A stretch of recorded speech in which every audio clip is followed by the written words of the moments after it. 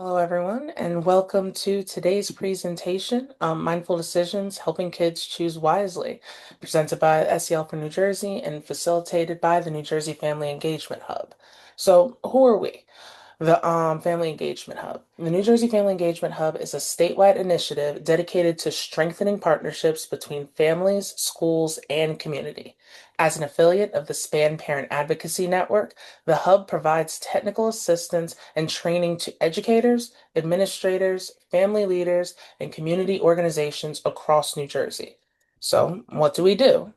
We engage. We are working directly with selected school districts, doing individualized supports, and we are statewide providing information and training via our workshops and webinars with a goal to assist development and implementation of effective systemic family engagement practices that lead to improved student outcomes and empower families to be active partners in their children's education, from early learning through high school and beyond. Thanks, Carrie. Okay, welcome everyone. So as Carrie mentioned, we are here to talk about mindful decisions, helping kids choose wisely. And we'd first like to hear from you, just get to know you a little bit so we can make sure that we cater our presentation to your needs. So if you could just take a moment, and I know some of you might be on your phones, so if you are and you can't enter into the chat, that's perfectly fine. But if you're able to, just let us know where you're zooming in from. How old is your child or your children? And what's a recent decision that your child had to make that felt challenging? So we'll wait a minute. And if you don't have a recent decision your child had to make that felt challenging, just tell us where you're coming from and how old your children are or how old your child is. We'd love to know. Thanks, Jonathan. Okay, we have Hackensack. We have an 11-year-old child. Thank you. Okay, we have Sue coming in from Cranford, 6, 9, and 11. Sue, I think you've been to one of these webinars before, so if you have, welcome back. And if this is your first time, welcome.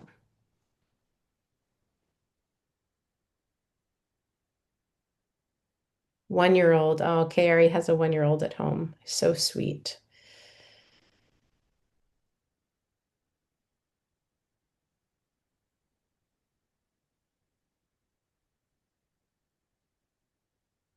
Okay, Jessica is assigned to a 16-year-old. Okay, so we have a really nice range of students here, or children here, everywhere from a 1-year-old to a 16-year-old. We'll take another minute and then we'll continue along. All right, you know what, Megan, would you monitor the chat while I just get started? Just Absolutely. okay. Oh, I just want to, okay, Patricia has a 2-year-old and a 7-year-old at home in Burlington. Okay, fantastic. Thank you all. Please continue to add in your introductions into the chat, and Megan will be monitoring. But just for time purposes, I'm going to keep moving along here. So just a quick introduction into me, and then I'll introduce my colleague. My name is Erica Brenton. I'm here representing SEL4NJ, which is a partner organization with the New Jersey Family Engagement Hub. I've been an educator for over 20 years and started my career as a New York City public school teacher. I then became very interested in social emotional learning and became a social emotional learning specialist. I live in Montclair, New Jersey with my husband and 2 children. I have a middle schooler and an elementary schooler. And in my free time, I like to go on long walks and read and spend time with my family. So I'm going to turn it over to my colleague Megan Kimpton, who's going to co-present tonight with me. Hi, everyone. I'm so happy to be here. My name is Megan Kimpton. I have been an educator for over 25 years. Currently, I am in Seattle, Washington. I'm a head of school or principal for a small independent school here right now, but I have done many things in public schools. I was a teacher, independent schools, charter schools, and even for some nonprofit educational settings. I have 2 children. They are in elementary and middle school. I do do love the Pacific Northwest, even with a little rain and all the things you can do outdoors here. I love live music and reading. Thank you, Megan. And we'll hear more from Megan a little later. Thank you for sharing. So, just a quick overview of what we're going to be talking about tonight. So, we'll talk about some of the benefits of responsible decision making. We'll watch a short video about what that looks like in a school setting. We'll talk a little bit about how decision making develops over the course of a child's life and what that looks like in each developmental stage. We will talk about practical strategies that you can use to foster responsible decision making at home, and also talk about some of the common challenges that come up, so common behavioral challenges. And then we'll offer you some tips on those. And then we'll have a closing. So I hope, or we hope, by the end of this webinar that you will learn more about decision making at the different age groups, and that you'll have tools that you could use to help your children make responsible decisions right away. So we hope this is a very practical webinar for you. So just I like to set the foundation to really think about like what are we talking about and what does it all mean? So I have two quotes here. One is, as Carol Dweck's work reminds us, growth happens through reflection, not perfection. Our goal isn't flawless decision making, but helping kids learn from every choice they make. And then this is another one I really like. Decision making isn't innate, it's a skill that develops through guided practice, reflection, and consistent modeling. And so the ideas here being that, right, we're not trying to create perfect humans because we know there's no perfect humans. As adults, we know that, but that we really want to think about how we can foster that type of reflection to help kids really understand from their decisions. And that our role is super important. So it's not something that just you're born with. You're not born with making responsible decisions. So we have to really offer the tools to help model, guide, practice, and reflect. So this webinar will help us to think about those things. So just a quick pull back the curtain. This is a series, and maybe some of you have been into some of our work webinars before, but this is a series on social emotional learning that we're presenting. And this image here is from an organization called CASTLE, which is the Center for Academic and Social Emotional Learning. And they believe that all children should have access to SEL education. SEL is another term, is the acronym for social emotional learning. And they believe that if you are taught these 5 skills, which are, or 5 competencies, which are in the middle of the pie here, these colorful pieces of the pie, that children will be able to manage their own emotions and behaviors, have empathy and show care and concern for others, solve problems effectively, make responsible decisions, and maintain healthy relationships. And so we've talked before about self-awareness, we've talked about self-management, relationship skills, and tonight is really about that responsible decision-making piece. And so we know that responsible decision making is important, right? As adults, we're like, well, it's important to be responsible. It's important to make good decisions. But actually, there's research that shows that when children make responsible decisions or they're taught this skill, they have better academic outcomes, they have healthy relationships, and there's reduced risk behavior. So there's actual research that shows that when we teach these skills to students, there's really, really positive life outcomes. Okay, so let's move on to this next slide.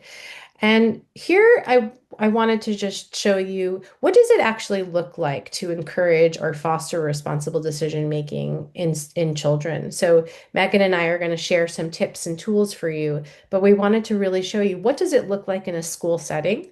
What does it look like at home? So I am going to exit here. Sorry.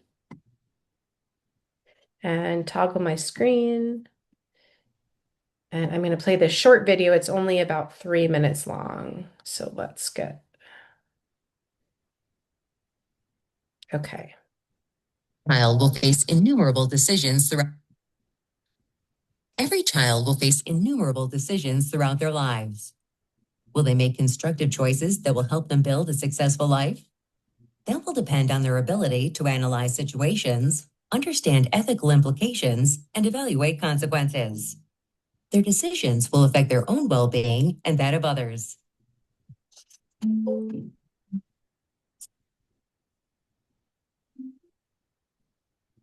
I think for responsible decision making, what we're really talking about here is teaching kids to think through all the parts of a problem and really understand it in a deeper way so that they're not making impulsive decisions, that they're thinking about if I make this decision, what are the consequences of that decision? So we're actually trying to think through a few steps ahead. How will other people react to my decision to do X? That's actually involving your social awareness and your relationship skills as you're thinking through your responsible decision making. When you're thinking about responsible decision making, we have to think too as adults, how much do we help kids make decisions? We have a lot of kids in college and young adults, anxiety and depression's through the roof. And I think there's a lot of kids that turn into adults that aren't sure how to make a decision on their own. So the idea as teachers and parents of supporting our kids in decision making and also letting them deal with natural consequences of their decisions when we know it's not going to hurt them, of course. And again, it's case by case and it depends on age, but it's really important to think about us as scaffolding them, but we want them to be able to eventually make independent decisions that hopefully are the right ones for them. Having conversations after they make their choice, why did you choose that? What could you have done differently? Was that the best choice? And really allowing them to construct their understanding or verbalize the way that they made that selection. Sometimes it may be because it was enticing or because they thought it would be fun or they thought it would have a certain outcome. And that may really give us some insight on how do we present choices? What choices can we present that in the end really gives us what we're looking for? Because choice allows growth and opportunity. As we think about discipline or consequences, really having our young people think through what happened, why did I do what I did? How did that make others feel? And then what's appropriate for me to do now, both in terms of having a consequence, but also to repair the damage. So if a young child is in trouble for being disruptive in the classroom, we could just give them a timeout, or we could actually help them understand, why is that actually a problem? What is the teacher's experience like when she's trying to teach a lesson and you keep on being disruptive? How would you feel if you were trying to communicate to a group of 25 kids, but one student kept doing that? And what can we do to let that teacher know that we understand how she must feel and that we're sorry about that? They're much more likely to really reflect on that and not do it again and to apologize appropriately than had they just been sent out or lost recess or just excluded from instruction as a timeout. So it's really important for discipline that we give kids opportunities to analyze the situation, to reflect on the different perspectives, and to repair that damage so that they're more likely to internalize the lessons that can be learned from these conflicts and not simply just repeat it again or just get angry. I've been doing a lot of talking here, or the video has been doing a lot of talking with me. I'm just curious if anything from that video resonated with you, and you can enter your thoughts in the chat box. One of the things that really resonated with me was this feeling that I have as an adult to really make decisions for my children. And because I know what the right ones are, and sometimes that gets in the way of them making their own responsible decisions. So I'm curious if there's anything from that video that you took. And I'm just gonna, if you could enter your thoughts into the chat box, we would love to hear from you. Okay, Jonathan, thank you so much for chiming in. So getting the child to recognize that the consequences to their decisions are not in a vacuum, they affect others as well. Absolutely. And really thinking about how do we get them to understand that, right? Do we help them with reflective conversations? Do we just tell them? But allowing them to feel that is super important. Thank you, Jonathan. Okay, I'll just hold on for one more minute. It's okay if you if you didn't have any responses to the video, but we'll wait one more minute just to see if there's any other responses in the chat box. All right, Megan, I'm going to keep moving forward. So I'm going to pass it over to you, and Great. then I'll monitor the chat to see if there's any additional entries. Okay, Perfect. handing the baton over to you. Thanks, Erica. So we wanted to spend a little bit of time just talking about sort of developmental milestones in decision making, and I think they really parallel a lot of behavioral milestones you see in your children or students. Often we call this a jagged sort of continuum as well. You might see some children who are sort of ahead of this curve, some children who are not yet able to demonstrate some of this. And I think one of the speakers in the video also talked about how it can be on a really case by case situation as well. You might have a time with your child where they're able to demonstrate those skills, and other times where their emotions are so um, dysregulated that it's harder for them. But in early childhood, this is the time where students and children are very much centered on themselves. And so it's really sort of in the moment, and they're making decisions about what sort of feels good right then and there. That's, turn taking, why sometimes that feels hard, a decision maybe to take a toy from another child. It's sort of very much focused on that immediate need. And so you can often expect sort of these mistakes as they're working on these things. And, offering very simple choices also helps build that decision-making muscle for them. So, do you want the blue shirt or the red shirt today is sort of a great way to help them make decisions also in sort of a safe moment with some of that scaffolding that you can provide. I know that was the piece that resonated with me from the video is it's really about building this muscle. Also, sort of giving words to your thoughts about your own decisions.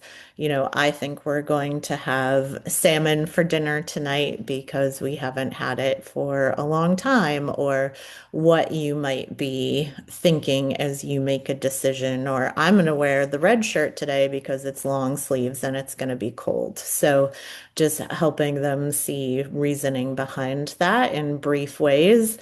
Also, if they do need to have consequences for their actions, that those should be very short and clear, and sort of given with as few words as possible.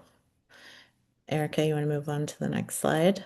Mhm. So in middle childhood, sort of intermediate grades in elementary school, this is where children, to Jonathan's point, start to recognize that there are consequences and actions to their decisions.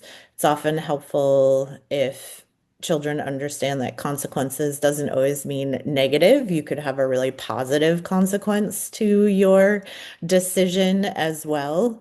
Um, Children at this age become very focused on rules and fairness. I often like to call it their justice alarm can often go off, and that can cause them to sort of make rash decisions too when they feel like their sense of justice has been impacted.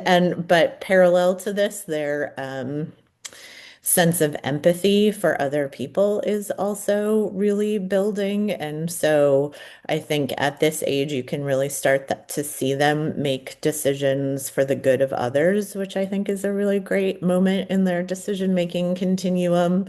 But they become much more focused from their own selves, as we talked about in early childhood, to really starting to be more outwardly focused and maybe making decisions because they want to make their friends happy or a feeling of acceptance, also to avoid trouble or feeling like they're not doing the right thing.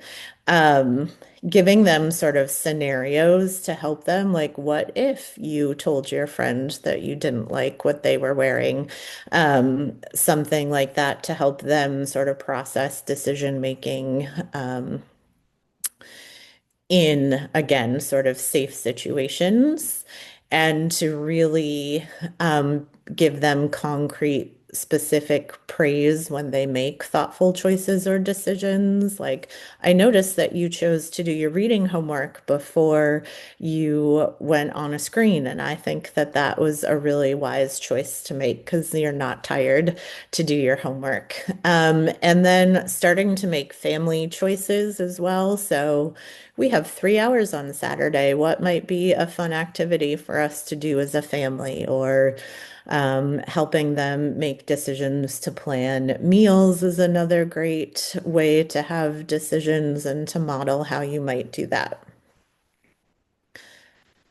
And then we move into adolescence, both the preteen and teen years.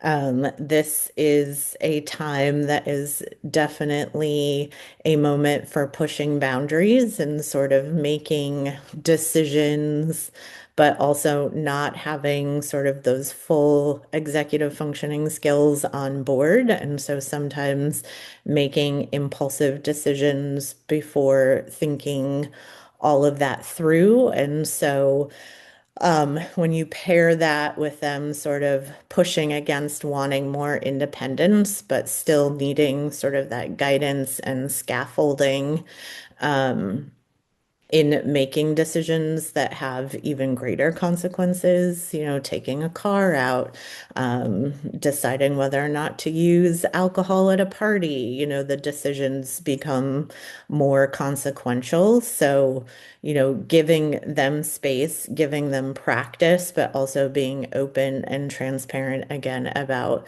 making mistakes and also having you as a support if they make those poor decisions. Thanks, Megan. That was Yeah. super helpful, and a lot of the points you brought up we're gonna talk about pretty shortly. So the how to help part, we'll get into more detail about. But thank you, that was super helpful.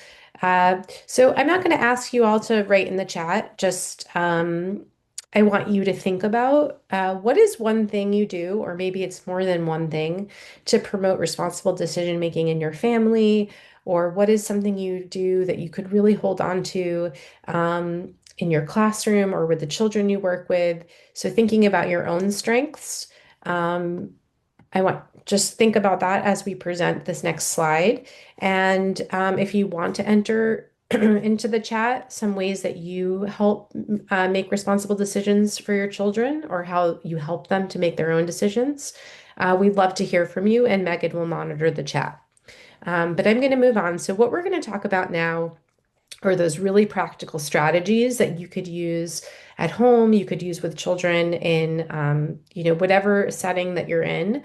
So these are really practical strategies. And so, well, let's get into the first ones. So the first thing that you can do, and this is kind of what Megan had presented with the choice with the younger children, is you can think about creating a decision-friendly home environment or a decision-friendly community environment, whatever environment you're in. And so what that means is really presenting a lot of opportunities for choice. And so with choice, what I like to say is there's a choice, but like something is going to happen the way I want it to happen. So there's no choice about whether you wear a shirt to school, but you get to choose what color you want to wear. So would you like to wear the red shirt or the blue shirt? There's no choice whether you get to do your homework or not, but you can choose if you want to sit in the family room or the kitchen.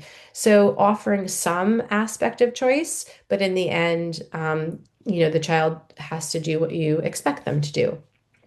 And so then we also have allowing safe, natural consequences. And so that's what that woman talked about in the video, right? We want our children, and kind of what Jonathan had talked about in the chat too, we want our children to really experience that sense of that when I make decisions, things happen, and sometimes it's positive and sometimes it's negative. And if we're always making decisions for children, they're never going to know what it feels like to make a decision and fail and kind of learn from that. And it's really hard to do. I have seen, my children really struggle with things in school and where I just want to swoop in and say, you need to do this, you need to do that, you need to do that. But ultimately, they learn much more and they learn in a much more effective, efficient way to when they do it on their own. And sometimes there's a lot of failure involved in that.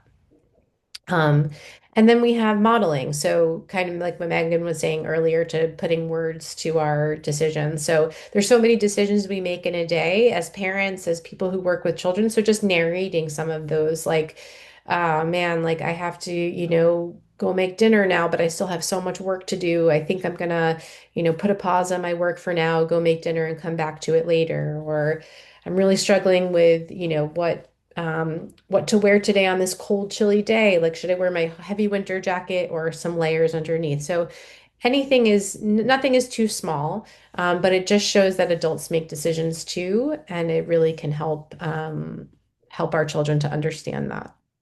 Erica, we have something in the chat from Sue that says, I try to get my kids to do small chores around the house, which is great, and make small meals for themselves. It's been hard with going to school every morning, so that has been a fight where I try to say, you may not like the rule, but it's the law and we have to go to school, or kids your age go to school. Yeah.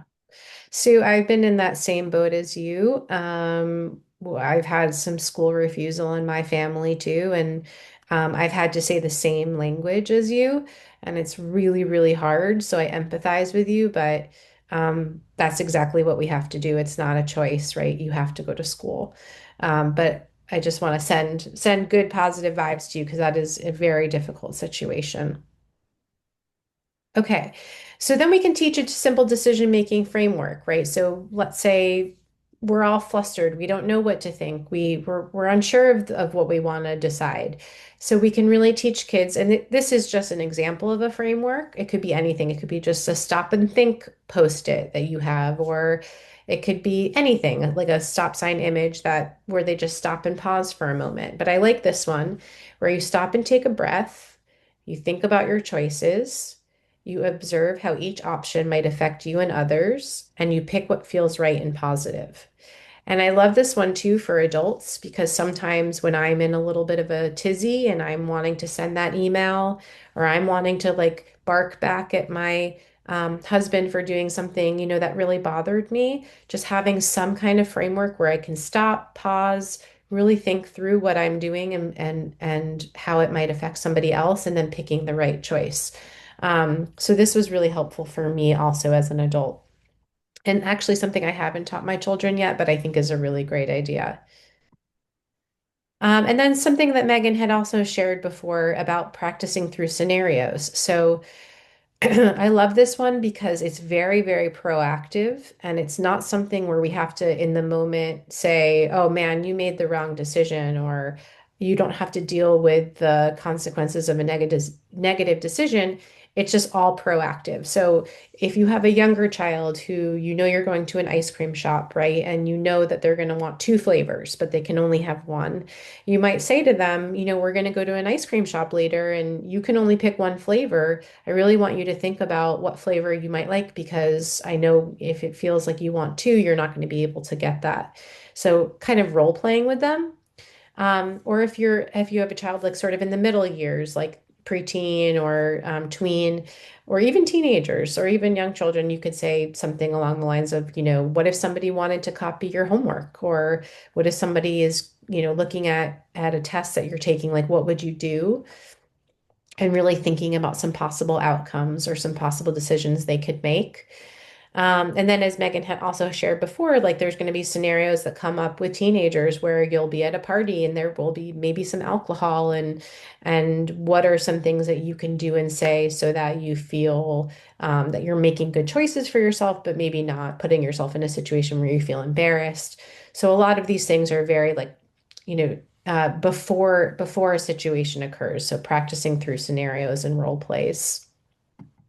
And finally, and this is something they mentioned in the video, and I think sometimes it could be the hardest things. As I mentioned, we want to see our children make the right decisions all the time, right? We want to make decisions, the right decisions all the time. But really that reflective piece is so important. So, why did you choose to do that? Or what could you have done differently next time? Or I noticed that you made this kind of decision. Like, why did you make that decision? And that can really get their gears thinking, right? We really want to get them to think about their own choices. So really thinking about those reflective questions. Okay, so those were some practical strategies. And again, you don't have to enter into the chat, but if you would like to enter into the chat, we would love to hear from you. Um, so now we're going to talk a little bit about some common challenges, right? Because despite our best efforts, we can do all the scenarios and role plays we want. We can, offer choices. We can allow natural consequences, but there's going to be challenges that come up. So just curious to hear from you all. What are some challenges that you face? And it sounds like Sue was sharing one before about maybe making decisions about whether her children want to go to school. And maybe Jonathan was sharing a little bit about, making choices about how things affect others. But just curious, what are some common challenges that come up with you and the children you're working with when it comes to responsible decision making? I'm just thinking of my own, children who often just want to be glued to their devices and not do their homework. And it's like a common battle that we have every day. And so that feels very frustrating to me. Um, that's just one example. Megan, what's your example? Yeah, I think I touched on it before, but always sort of the order of operations after school. Are we going to do homework first? Are we going to, have screen time first, do our chores? So often letting them sort of come up with the order helps a little bit in accomplishing those tasks. All right, so maybe just thinking for yourself, what are some things that pop up for you? And then I'm going to, oh, Sue, thank you for chiming in.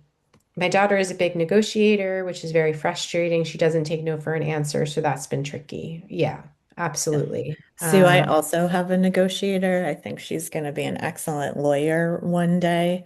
And Yeah. there are times and places where I often say, you asked and I answered that question, and the answer is no.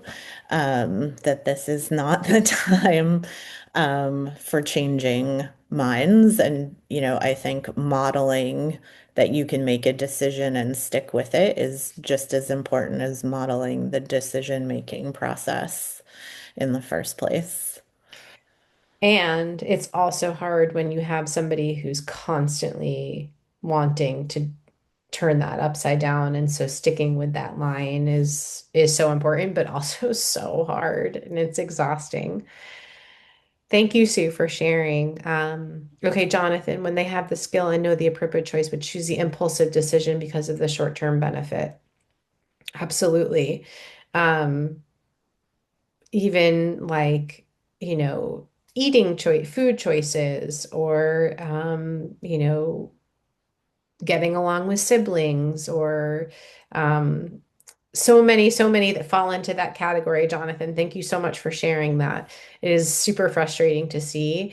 And I think that's maybe where those reflective questions come in, and even pointing out that that was an impulsive behavior for a short-term benefit. So, um, thank you for bringing that up. All right, we'll keep monitoring the chat here. It's great to hear your guys' thoughts and ideas because Megan and I have our own, but really, we love to hear from you. So if you have more, please feel free to enter that into the chat box, and Megan will interrupt me as I go along, and we'll focus on what you have to say. All right, so we have despite our best efforts of encouraging children to make responsible decisions, we have some big emotions that might come up, or as Jonathan is sharing, impulsivity. And so this is really where the skill of self-awareness and self-regulation come into play.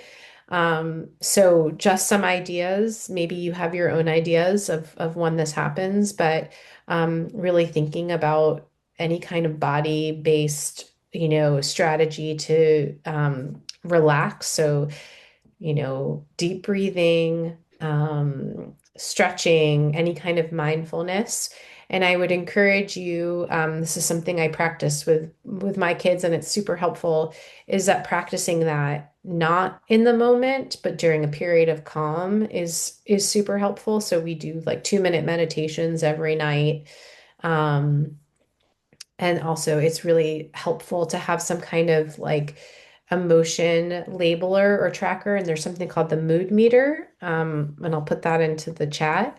But that's a really nice tool for a child to be able to understand their emotions and feelings. Um, and so when they get big feelings, they could say, I'm having this big feeling. I'm feeling like I want to shout, I want to cry. And so you can help them problem solve around that. So any other strategies that help with impulsivity or big emotions, please feel free to, again, to enter that into the chat, so we can all learn from you too. And then that's really maybe also where that stop and think kind of framework comes into play. So, all right, we're feeling like we're about to lose control. Let's stop. Let's think about our choices. What kind of options do we have? And let's pick a better choice. All right, and then we have the common challenge of peer pressure, which is I have a 12-year-old in seventh grade, and this is huge for us right now, like the preteen years. And it seems like some of you also have some teenagers.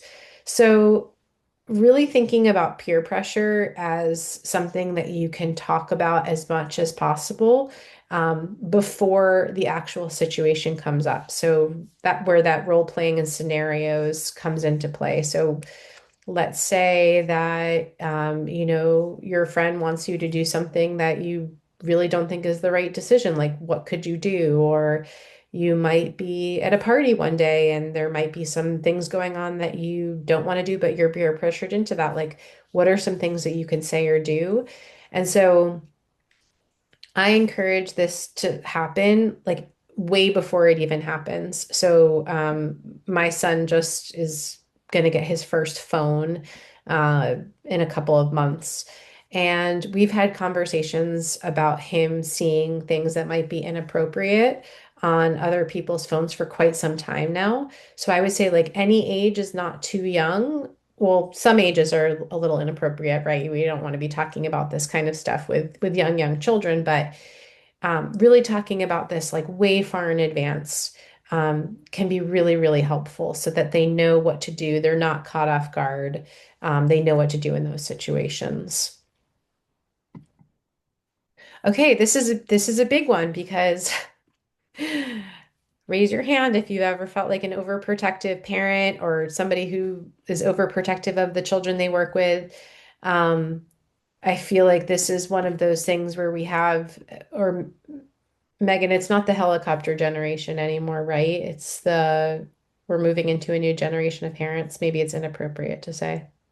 Yeah, I can't. It's not Okay. coming to me right now, but yes, it's even more intense than a helicopter. So Um, and so this is the idea, right? That we don't want our kids to fail. We want them to always make the right choices. We want their lives to be perfect. And I feel like I fall into this trap often, and I do this work all the time.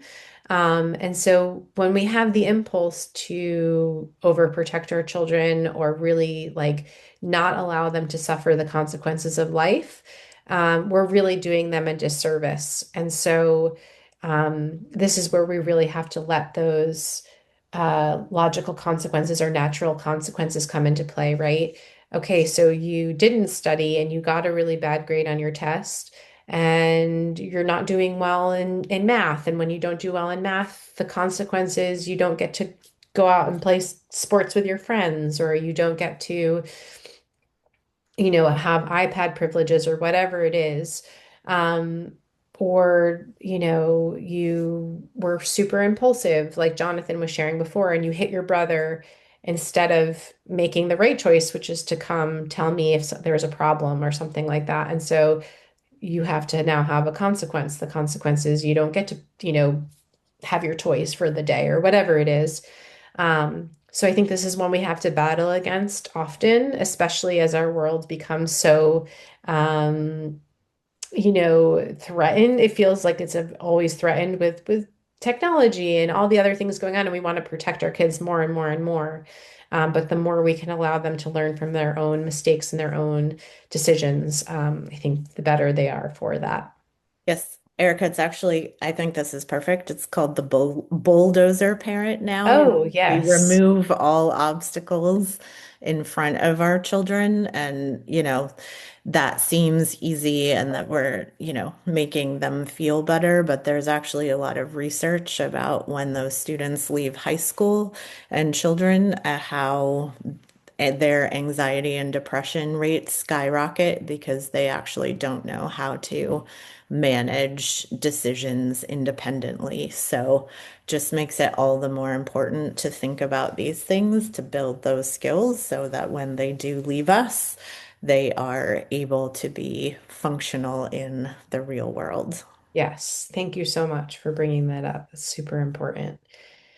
Okay, and finally, cultural or value tension. So let's say your child makes a bad choice and it's because a friend is doing it, or it's because in this person's family, they allow their children, let's say it's even to go on their iPad before homework, or they're allowed to do X, Y, and Z when they're eating a meal. Like they're allowed to do this and that.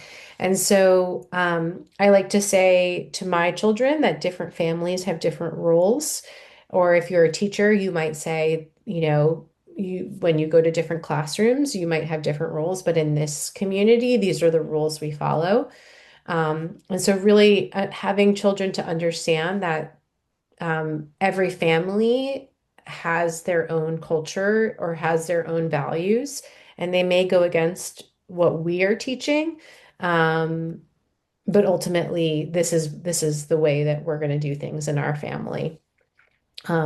So anyway, if you have any examples of cultural or value tensions, would be really interesting to hear what you have to say if you want to enter your thoughts in the chat.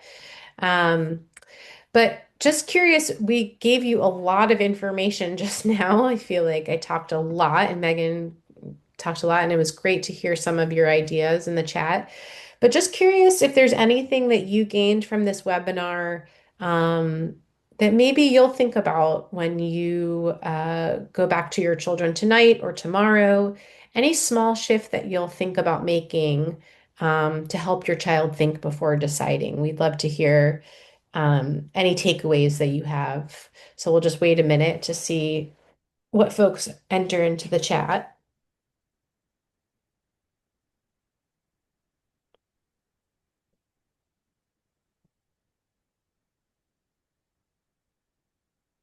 Or if there's any questions you have or any like lingering thoughts that you're having, please feel free also to enter those into the chat. We'd love to hear.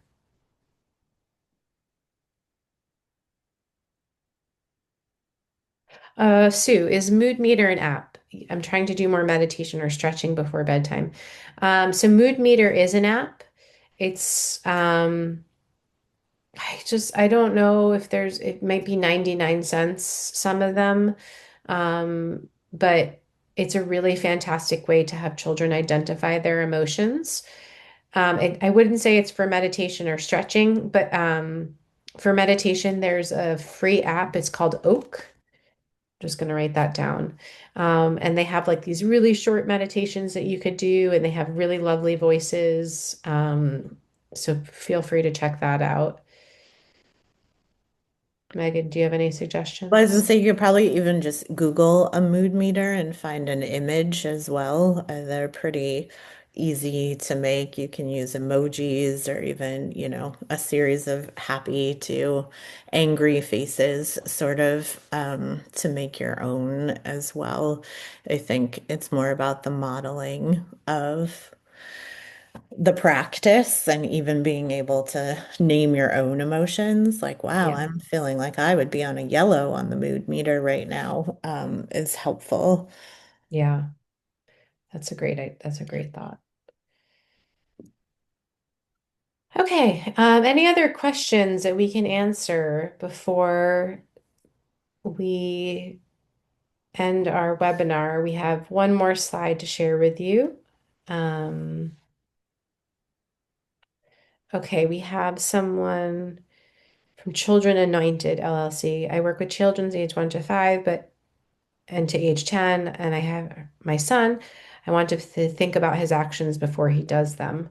So, whoever just wrote in, I need help with the transitions with family and non-family.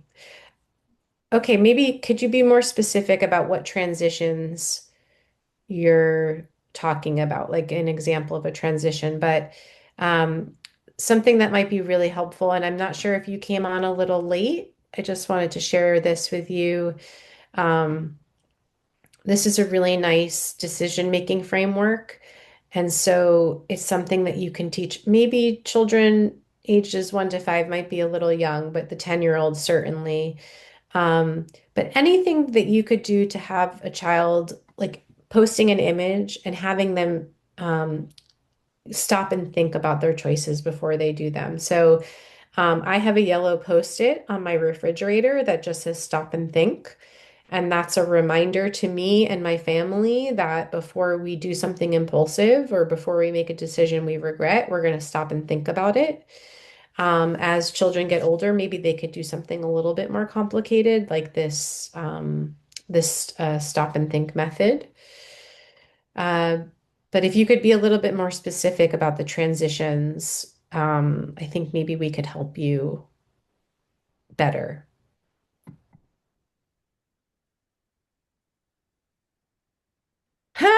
Yeah. That's funny. Yes. Don't we all who work in education?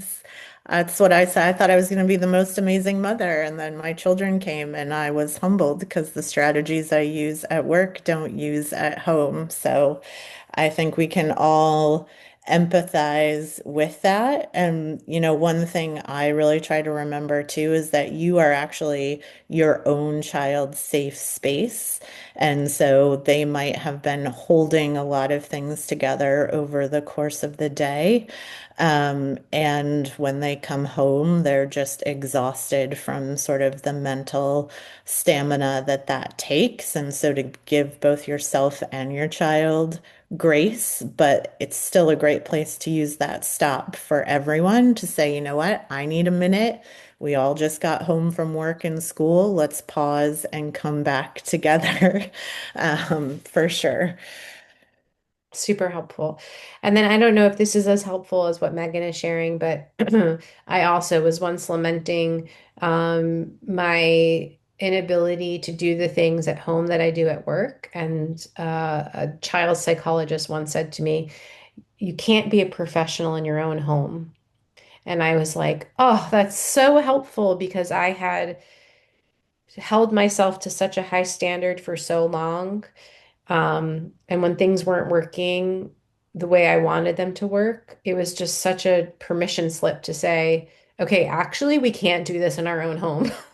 And so to take that pressure off of yourself is so important. So thank you so much for your honesty with that question and just your experience. That's super helpful. Okay, anybody else? Oh, you're welcome. We're also here for another 7 minutes. So what I'm going to actually do is just kind of close off by saying thank you so much. If you want to stay on for another few minutes and just have like a chat or ask any questions or share your experience, we'll stay on with you. This presentation will be emailed to you, so you will have, there's like a really nice website all about fun decision-making activities you could do with your students or your children. This website, Castle, has tons of resources in it, so please feel free to check that out. And yeah, we'll just hang on for another couple minutes if you want to stay. If not, Thank you all so much for coming. There will be an evaluation form sent with the presentation. We'd love to hear your feedback. So please take a minute to do that. And everybody else have a fantastic evening. Thank you so much. Thanks, everyone. And again, if you want to stay on for another minute, we'll stay on.